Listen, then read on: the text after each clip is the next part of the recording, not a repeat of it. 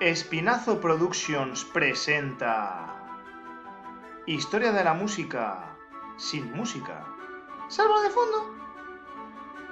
Hoy, Historia del Madrigal. A continuación, se exponen los apartados de que consta el vídeo.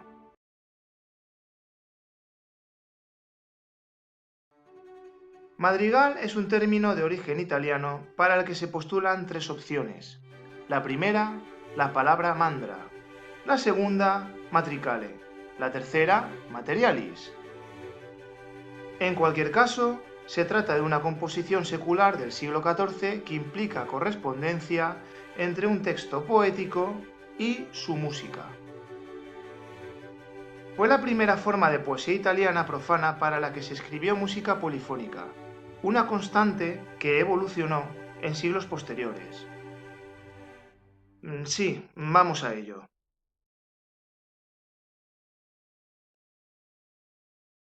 El madrigal del Trecento, tipo de canción no acompañada para dos o tres voces, fue evolucionando a lo largo del siglo XIV.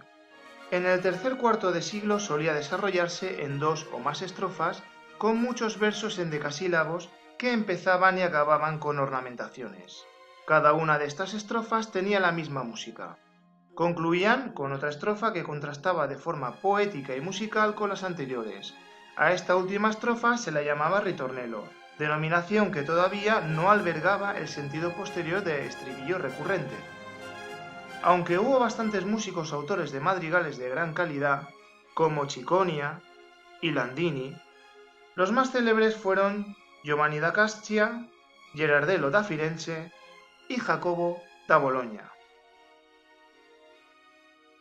La obra que quizás recopiló mayor número de madrigales fue el Códice Rossi, originado en Padua o sus alrededores hacia 1380.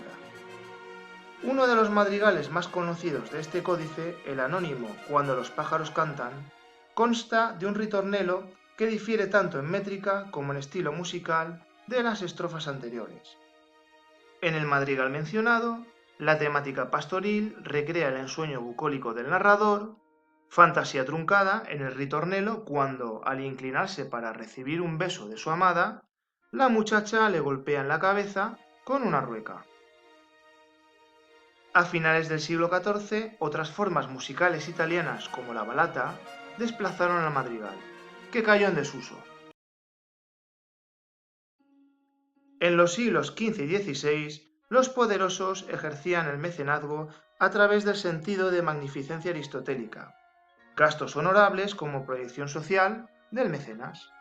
Las producciones culturales más enjundiosas se realizaban en las cortes, donde los cortesanos instruían en el conocimiento y en la práctica musical. Se recreaban las formas musicales más populares, que luego imitaban los diletantes, pertenecientes a la burguesía y a las clases medias. Entre las formas musicales de moda se hallaban aquellas afines a la canción, como la frótola. La frótola, vigente entre finales del siglo XV y principios del XVI, se desarrolló a partir de la costumbre de recitar poesía con un acompañamiento musical improvisado. ¿Cuál fue el destino de la frótola? Acabó reemplazada por el nuevo madrigal, su sucesor. Aunque ambas composiciones presentaban similitudes, la frótola era más sencilla, en general estrófica y con la melodía principal en la voz superior frente a la polifonía de voces iguales y mayor elaboración del madrigal. Frótola y madrigal convivieron en la década de 1520 sin entrecruzarse demasiado, ya que la frótola se cultivaba en las cortes de Mantua y Ferrara, y el madrigal en Roma y en Florencia. Como se deduce del último cuadro expuesto, el madrigal renacentista también bebió del motete renacentista y de la chanson, canciones escritas la primera en el ámbito religioso y la segunda en el profano. El origen franco-flamenco o francés de ambas formas se entrelaza con la presencia en Italia de compositores como Berdelot y Arcadelt. Hay además elementos relacionados con el texto, como la poesía de Petrarca. Petrarca no empezó a ejercer un fuerte influjo hasta finales del siglo XV. El poeta Pietro Bembo le otorgó su justo reconocimiento, pero fueron los madrigales de Arcadelt y sobre todo de Villaert los que la situaron en la historia de la música. A todo lo dicho, cabe añadir la supresión del ritornello afín al madrigal medieval. Resultado, la extensión de la nueva fórmula por Italia en colaboración con las imprentas venecianas. Veamos ahora dos madrigales relevantes de este momento, el Blanco y Dulce Cisne y Áspero y Salvaje Corazón. En el Blanco y Dulce Cisne se contrasta la muerte desconsolada del cisne con la dicha de la muerte del poeta. Para fundir a los dos protagonistas, cisne y poeta, la música de Arcadelt se aleja primero de la rima para después fundirla con los personajes citados. Otros recursos consisten en desvíos a través de cromatismos o resoluciones súbitas. En Musica Nova, antología de motetes y madrigales, Villaert musicalizó el soneto expuesto en la imagen, forma consistente en 2 cuartetos y 2 tercetos en decasílabos que autores como Garcilaso importaron al castellano. Esta división de 2 partes, las 2 primeras estrofas y las 2 últimas, inician en Villaert el madrigal multipartito, pero no es la única innovación.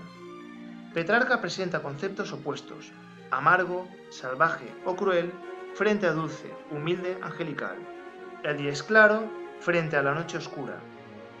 Las 6 voces del madrigal combinan la simultaneidad, los tríos y los cuartetos, la imitación, la declamación acórdica. Y a pesar del contrapunto, se logra expresar musicalmente el contenido del texto. ¿Y los madrigales comentados? ¡Ah, claro! Descansan en la madriguera.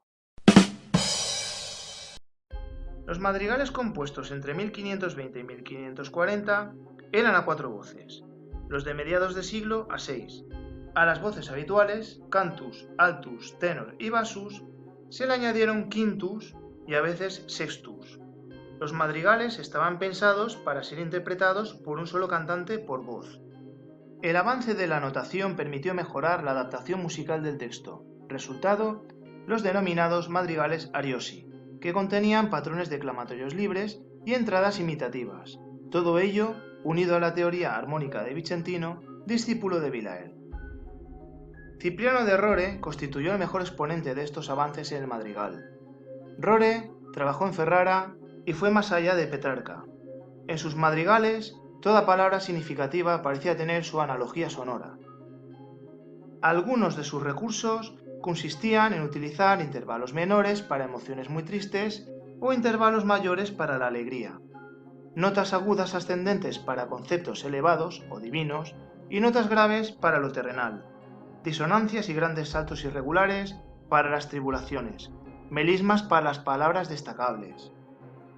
La producción madrigalística de Rore coincidió, al igual que la de Laso y la de Palestrina, con el espíritu de la Contrarreforma y el influjo en la música profana, al menos en los países dentro de la órbita católica, sobre la importancia de la comprensión del texto. Esto explica el éxito de madrigales como Aunque al partir, con su correspondiente parodia Aunque al parir, que no comentaremos porque también están en la madriguera. A Claudio o Luca Marencio se le consideró sucesor de Rore, en tanto que Carlo Gesualdo desarrolló el cromatismo. El flamenco Jacques de Bert, antecesor de Monteverdi como maestro de capilla en la corte de Mantua, estrechó lazos con los poetas Tasso y Guarini. Todos ellos configuraron los nuevos elementos de la música barroca que Monteverdi se encargó de rematar. Gesualdo, príncipe de Venosa y emparentado con la élite eclesiástica, protagonizó una de las historias más truculentas de la época. Sorprendió en Nápoles a su esposa, María de Ávalos, con su amante, Fabrizio. Tras ensañarse y mutilar los cuerpos, los exhibió a las puertas de su palacio. Fue absuelto del crimen, cosas de la época, y tuvo que huir para escapar de la ira de las familias afectadas. Más tarde murió su hijo. Gesualdo volvió a casarse, esta vez con Eleonora d'Este. Tampoco le fue muy bien en su segundo matrimonio, debido a su sadismo sexual y a sus infidelidades. Cuando falleció el hijo fruto de su relación con Eleonora, su cordura se tensó todavía más. Procuró expiar su culpa con flagelaciones que llegaron a convertirse en ejercicios grupales. En una de ellas perdió la vida. El uso del cromatismo con fines expresivos supuso en Gesualdo un paso más en el uso de notas ajenas a la escala diatónica dentro del sistema modal. Por otra parte, Marencio avanzó en el estilo madrigalístico de Rore. De entre los más de 400 madrigales repartidos en 22 libros, Quemaba el sol constituye un ejemplo de la consolidación gradual de la segunda práctica, la música al servicio del texto, iniciada por Rore. Los recursos musicales no se conciben en este caso para potenciar emociones, sino para ilustrar efectos suscitados por palabras como arco, yacía, campesino, cigarra. A estas alturas, los madrigales se cimentaban sobre la poesía del más alto nivel, que a finales del siglo XVI correspondía a los mencionados Tasso y Guarini. Giovanni Battista Guarini, quien pasó buena parte de su vida en Ferrara, publicó en 1590 quizás la obra literaria italiana más importante del momento, Il Pastor Fido. Se trataba de una tragicomedia en verso y de temática pastoril, con los personajes situados en la bucólica Arcadia, gozando y sufriendo del amor. Los versos de Il Pastor Fido fueron musicalizados por numerosos autores de la época. Claudio Monteverdi, maestro de capilla en Mantua, despuntó entre todos ellos. Monteverdi asentó la segunda práctica con Anima mia perdona, en su cuarto libro de madrigales, y con Curel Amarilis y O Mirtilo en su quinto libro de madrigales. Estas tres piezas, escuchadas por Giovanni Maria Artusi antes de su publicación hacia 1598, en casa de un músico aficionado en Ferrara, provocaron la reacción del primero. Artusi había sido discípulo de Zarlino. Los fundamentos armónicos del maestro, publicados en 3 libros entre 1558 y 1588, no concordaban con los efectos musicales de las obras de Monteverdi. De hecho, Artusi también mantuvo un debate con el miembro de la Camerata florentina, Giulio Caccini.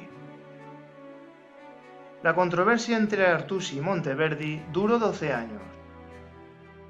Fue expuesta públicamente en 1600, con Artusi o las imperfecciones de la música moderna, y en 1603 con segunda parte de Artusi o las imperfecciones de la música moderna. Por su parte, Claudio Monteverdi publicó una introducción en su quinto libro de madrigales, donde defendía su estilo de música al servicio de las palabras, en beneficio de los sentidos, y al que denominó segunda práctica. En juegos musicales, en 1607, Giulio Cesare, hermano de Claudio y autor del prólogo, definió la segunda práctica, donde las palabras son soberanas con respecto a la armonía, y la comparó con la primera práctica, estilo polifónico del Renacimiento, donde la armonía prevalecía sobre las palabras. ¿Cómo acabó el asunto? Venga, no finjáis que no lo veíais venir. El madrigal italiano de finales del Renacimiento fue importado con éxito a Inglaterra, donde los textos sobre los cuales construían sus obras Marencio y otros autores italianos fueron traducidos al inglés. Aquella moda, junto con la evolución de la poesía inglesa, indujo a los músicos del lugar a componer madrigales. El asunto era también amoroso y pastoral, incluyendo la impronta de la poesía de Petrarca y un estilo musical que combinaba la imitación con la verticalidad en las voces. El máximo referente en este ámbito fue Thomas Morley, cuyo estilo alegre y ligero inspiró a otros autores. Los triunfos de Oriana, antología de madrigales en honor a Isabel I, constituye el ejemplo más relevante. Más adelante, los músicos ingleses se imbuyeron de la segunda práctica, aplicando cromatismos y disonancias a textos más oscuros. Para entonces, otras formas musicales estaban sustituyendo al madrigal. En el resto de Europa, la difusión del madrigal italiano se debió tanto a las impresiones como al desplazamiento por las cortes continentales de músicos italianos o extranjeros que habían trabajado en Italia. Las zonas con mayor presencia del madrigal fueron el Sacro Imperio y Flandes. Da igual. En el polo opuesto, la península ibérica y Polonia, donde el interés por el madrigal permitió la incorporación de algunos de sus elementos en otras formas musicales. Aunque en el siglo XVII se siguió componiendo madrigales polifónicos, el uso del bajo continuo y de la monodia conllevó la aparición del madrigal para una o dos voces y continuo. Estos recursos, improvisados en el último cuarto del siglo XVI, fueron asimilados en las publicaciones desde 1600, como fue el caso de las obras de Monteverdi a partir de su cuarto libro de madrigales. Fue entonces cuando surgió el madrigale concerto, o madrigal concertado, o madrigal arreglado, en el que se juntaban y se preparaban para la interpretación las voces e instrumentos. En este contexto, la inclusión de la parte del continuo y la simplificación de las texturas supuso mayor libertad a la voz para experimentar con nuevos adornos e inflexiones dramáticas, lo que permitió orientar la composición hacia los afectos, una de las esencias de la música barroca. Entretanto, Monteverdi, el mayor difusor del madrigal barroco, fallecía en 1643. La ópera proliferaba y fórmulas como el oratorio y la cantata afectaron al madrigal. Ya os imagináis cómo acabó el asunto.